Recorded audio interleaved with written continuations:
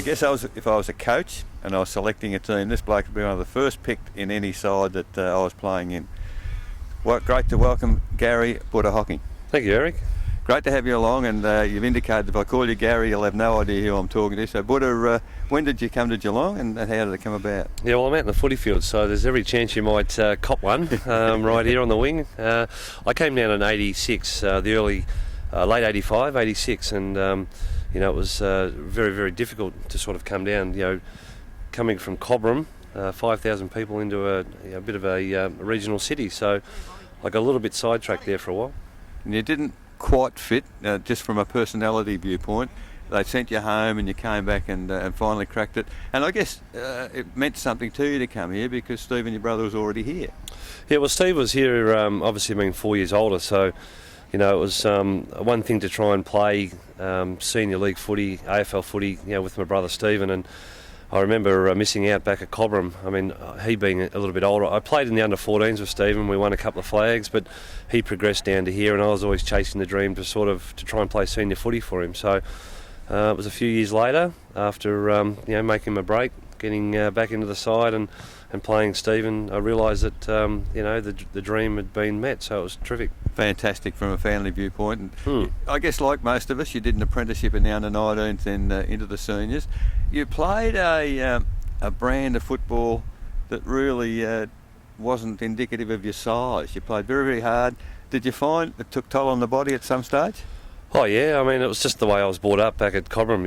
I really enjoyed cracking into the footy, and I used to bowl a few kids over back at Cobram. And I was brought up with two older brothers and a sister who enjoyed footy. We used to watch the big league and pull all the mattresses out into the lounge room. We went through about 8 babysitters because they couldn't control the Hocking kids, and we'd be taking marks, putting a foot through the wall, fist through the wall. Mum and Dad had come home pretty devastated about the house in the state that it was, but we just had a passion to play sport. Our parents really encouraged us to get out there and kick the footy as much as we could, play cricket, experience all the sports, and I learnt coming down here that Geelong needed a bit of grunting.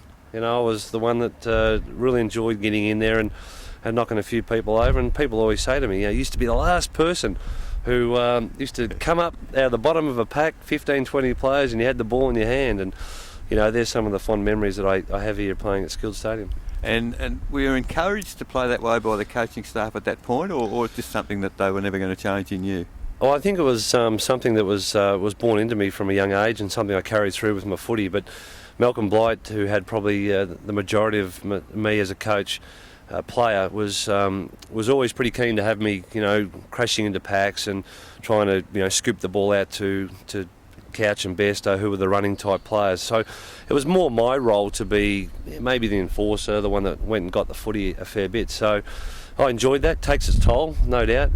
Towards the end of my career, I was bruised and battered a lot, and the legs couldn't stand it. So that was partly the reason why I had to give the game away at the end, because I just couldn't run quickly and couldn't get to places. Although I could see what was happening, I could see that the game unfolding, but I just couldn't get there. The legs were on 10-second delay. And I guess the biggest disappointment for any player to get to finals and not win a flag.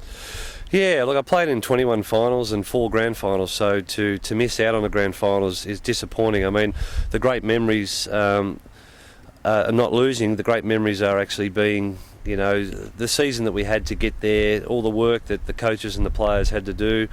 I guess the disappointment of seeing the supporters rock up and paying their money, each grand final and having the confidence for us to win, that was something that I always took to heart, was to see what the supporters had given the club during the year, and to not so much let them down, but just probably to disappoint them that we just couldn't carry a grand final out for them.